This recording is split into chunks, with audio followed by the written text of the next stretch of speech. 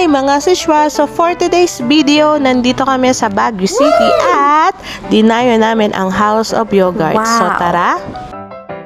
Meron kayo dito 2 choices of fruits, 2 choices of crunches, at choice nyo ng sauces. And I must say na ang sarap ng yogurt nila kahit yung plain Wow. yogurt lang ang kukunin ninyo.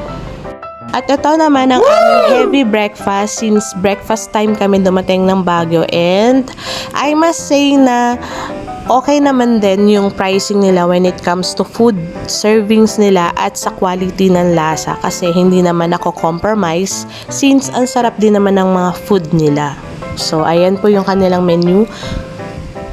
Meron ka rin magandang scenery sa bandang alfresco side, and since hindi naman kalamigan nung pumunta kami ng Baguio, medyo mainit-init din ng konti. So 28 that time and temp. So okay na rin compared sa nasa Bulacan ka, which is umaabot ng 42, 43, o diba, malamig-lamig na rin. So, ayan yung cozy dining area nila. And, ayan, nakita nyo naman yung aming punong-punong plato nung una. And, ayun nga, naubos namin dahil ang sarap naman nga ng food namin, or baka gutom na kami. Charot. So, ito yung area nila where you can find also yung iba pa nilang mga items sa baba. So, marami silang tinitinda dyan. So, tara, puntahan natin.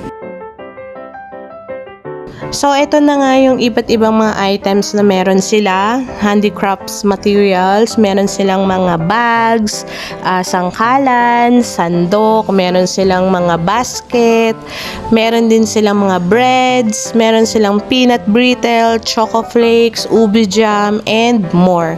So, kung pababa na kayo ng Baguio at gusto nyo kumain ng yogurt, pwede kayong dumaan dito, and at the same time, bumili na rin ng mga pasalubong. So, ito nga pala ang House of Yogurt sa Baguio City. You can visit them and enjoy their yogurt. So, thank you for watching! Bye!